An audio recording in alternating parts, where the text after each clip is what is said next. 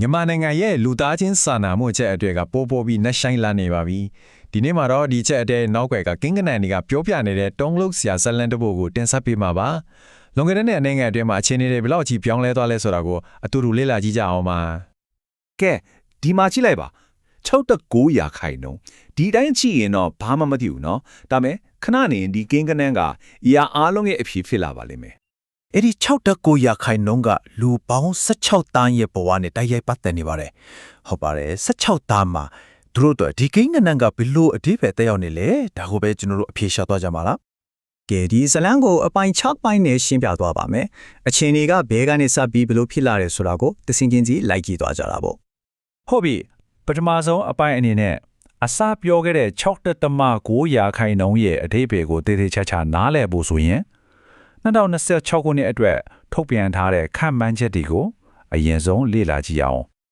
ဒီချက်လက်တွေကဘယ်ကလာတယ်ဆိုတော့ HNRP လို့ခေါ်တဲ့အစီအစဉ်ကနေလာတာပါသူရဲ့အရှိကောက်ကတော့လူသားချင်းစာနာမှုတုံ့ပြန်ရေးအစီအစဉ်ပေါ့ဆိုလိုတာကတော့ဒါအကြက်တေးတန်ခံနေရတဲ့သူတွေကိုအကူအညီဖို့နိုင်ငံတကာအဖွဲ့အစည်းတွေအတူတူကပူးပေါင်းဆောင်ရွက်နေတဲ့အစီအစဉ်တစ်ခုပဲဖြစ်ပါတယ်ကဲဒီမှာတော့ကျွန်တော်တို့အစပြောခဲ့တဲ့ကင်းကနန်းရဲ့အဖြေကထလာပါပြီ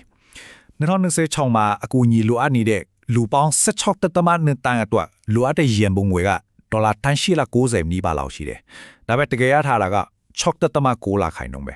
။တခြားတနည်းနဲ့ပြောရင်လိုအပ်ချက်ရဲ့93ရာခိုင်နှုန်းကျော်ကလစ်လပ်နေတော့မယ်ဆိုပဲတဘောပါ။အခုချိန်တွေကဘလောက်တောင်စိုးသွားလဲဆိုတာကိုပိုပြီးမြင်တာအောင်အရင်ကချင်းနေနဲ့နိုင်ရှင်ကြည့်ဖို့လိုပါတယ်။ဆိုတော့အခုနဲ့များလုံဝကပတစ်ခုချသွားသလိုဖြစ်နေတဲ့2019နဲ့2020ကိုခဏလောက်ပြန်သွားကြည့်ကြအောင်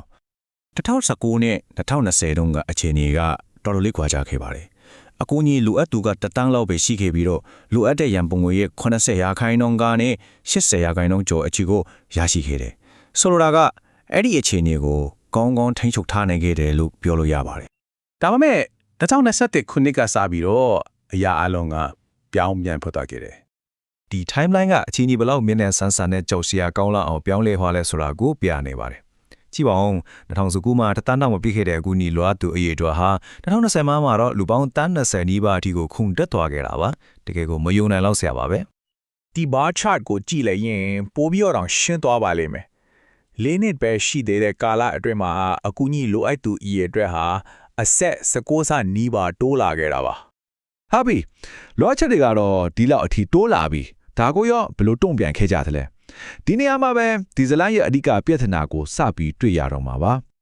လူတွေပိုပြီးအကူအညီလိုလာတော့လိုအပ်တဲ့ရန်ပုံငွေကလည်းလိုက်ပြီးခုန်တက်လာတာကတော့သဘာဝကြပါတယ်2020နဲ့2025ကြားမှာရန်ပုံငွေလိုအပ်ချက်ဟာ40ကျော်အထိကိုမြင့်တက်လာခဲ့တာပါဒါမဲ့တကယ်ပြဿနာကဒီမှာစတာပဲ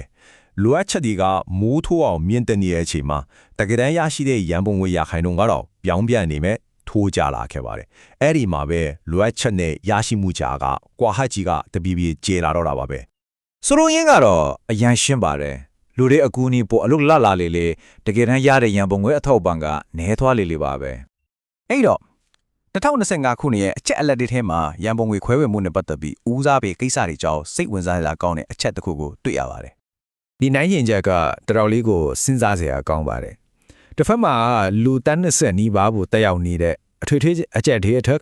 ရန်ပုံငွေ 18.5% ပဲရခဲ့တယ်။ဒါပေမဲ့နောက်တစ်ဖက်မှာကျတော့လူ2တိုင်းကိုပဲတက်ရောက်ခဲ့တဲ့ငရင်ဘေးအတွက်လိုအပ်ချက်ရဲ့ 86.8% အထိကိုရန်ပုံငွေရခဲ့ပါတယ်။ဒီချက်လက်ကနေကောက်ချက်ချလိုက်ရတာကတော့တိကျအချက်တွေတစ်ခုကနိုင်ငံတကာရဲ့အာရုံစိုက်မှုကိုပြေဝရသွားတဲ့အခါလိုအပ်တဲ့အရင်းမြစ်တွေကိုစုစည်းပေးနိုင်တယ်ဆိုတာပါပဲ။တနည်းပြောရင်ဒီရန်ပုံငွေကွာဟချက်တွေဆိုတာကရှောက်လဲလို့မရတဲ့ကိစ္စကြီးတော့မဟုတ်ဘူးဆိုတော့ပြနေတာပါကဲအခုဆိုရင်တော့ကျွန်တော်ဆက်လက်အစောကိုပြန်သွားလို့ရပါပြီအစောပိုင်းမှာတွေးခဲ့ရတဲ့အဲ့ဒီကိန်းဂဏန်းကိုအခုတော့အကြောင်းဆုံးအခြေအနေမှာအလုံးကိုတည်ပြီးတဲ့နောက်မှာပြန်ကြည့်ကြရအောင်2026ခုနှစ်အတွက်ခန့်မှန်းချက်ရဆိုရင်အကူအညီလိုအပ်သူဟာ16ကျင်းနှစ်တန်းရှိနေအောင်ပါအဲ့ဒီလူတွေကိုကူညီထုတ်အပ်ခဲ့ဒေါ်လာ889.6 တန်းလိုအပ်မှာဖြစ်ပါတယ်ဒါပေမဲ့တကယ်ရရှိထားတာကတော့လိုအပ်ချက်ရဲ့80%တော့မပြည့်ပါဘူး93%ကျော်ကလစ်လန်နေတော့ပါပဲဒါဟာကျွန်တော်တို့ဇလန်းအစမှာတွေ့ခဲ့ရတဲ့6.9 ရာခိုင်နှုန်းရဲ့တကယ်အတိတ်ပဲပါပဲ ဒီတော့ဒီချက်လက်တွေအားလုံးကိုပြန်ပြီးခြုံငုံကြည့်လိုက်ရင်ရှင်းရှင်းလေးပါပဲ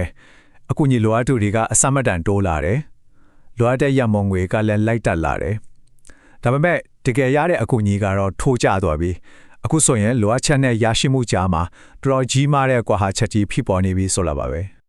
နောက်ဆုံးအနေနဲ့စဉ်းစားစရာမေးခွန်းတစ်ခုမဲ့မယ်အဆုံးသတ်လိုက်ပါစေလူသားချင်းစာနာမှုလူအပ်ချက်တွေဒီလောက်တောင်တိုးပွားလာနေတဲ့အချိန်မှာကမ္ဘာလုံးဆိုင်ရာတုံ့ပြန်မှုကဘာကြောင့်ကြုံဝင်သွားရတာလဲဒီကိန်းဂဏန်းတွေရဲ့နောက်ွယ်မှာရှိနေတဲ့ပိုပြီးကြည်ပြန့်တဲ့အကြောင်းရင်းတွေကိုစဉ်းစားကြည့်ဖို့အားလုံးတိုက်တွန်းရင်းနေမယ်ညီကုန်းချုပ်လက်ချင်းပါတယ်